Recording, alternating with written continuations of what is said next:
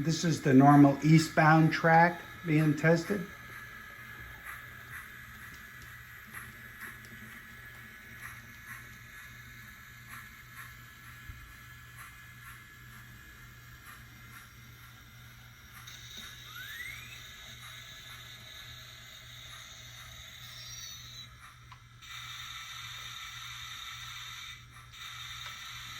Here we go in reverse.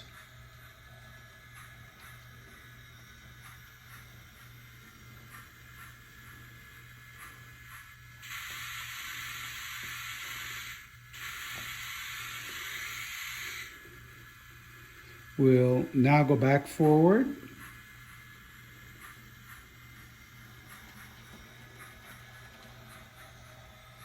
We'll stop.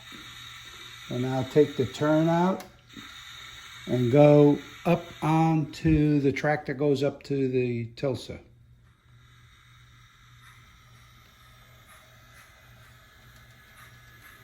That's the new turnouts that it's going over right now.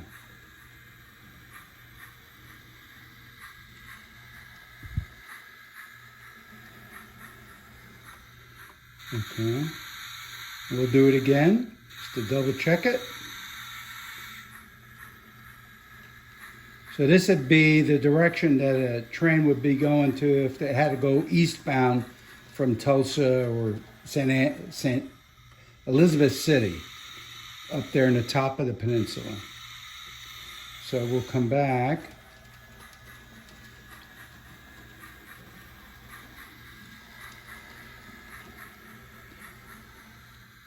And then we'll take this route over here.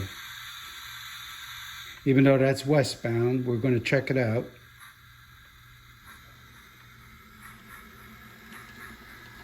And that would be kind of the example of a train going up to the top of the peninsula. Now when we come back, I'm going to go straight as if it was a westbound train. So that'd be the direction a westbound train would go. And then we'll test it. Test that as if it's going back or coming from the west, going west. Oh well, it's going to have another car with it.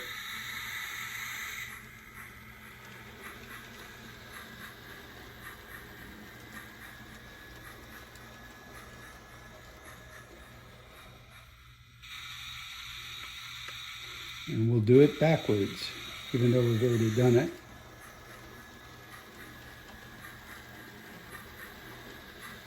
That steam engine is the old Santa Fe Blue Goose. That thing is from, I think, '84 is when I bought it in Baltimore. So it's quite old, and it's got a Digitrax sound decoder in it. And that's about it. It's all tested out. And turn the engine off for a second.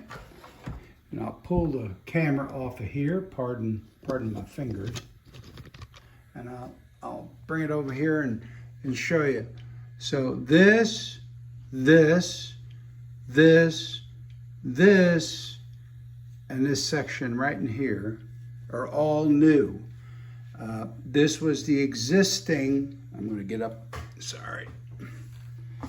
This was the existing track that I just cut. Now, general policy of mine is I don't solder turnouts to the next track. Since this one is coming from a different bus, or power district, excuse me, I went ahead and just did that lightly just to make sure it's getting good power through there. So I did put the turnout controls there, and it's green because that's going to be that's the normal route. This one's green, that's the normal route. So only if a train's coming back from here would it cross over here at the junction. So you'll notice all of these are Atlas. Those are the kind that I use to show the power brakes.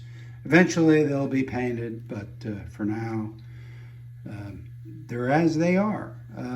What I did, there was a power feeder right in this area. I desoldered that, moved it back to this track right here, which is in between these two turnouts. This is a new section.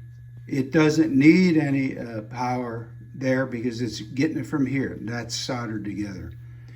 This one, I just jumpered from this track. This was an existing one. This one here is a new one. Just jumpered red to red, green to green, and that's how you power it. So pretty simple to do. The hardest part was getting everything to fit yesterday. But anyway, that's it for this project. And so I made this complicated crossing, actually more complicated, but if I went back and I looked at the actual Santa Fe track plan for the junction, that Ottawa Junction, which I don't have with me, but I'll probably put up, actually has a crossover from the track coming back from Tulsa, which is reversed for real because north is a different direction in real life than on my layout. So this is actual, it actually would have existed back in those days. But anyway, that's it for this one. Thanks for watching the series. Bye.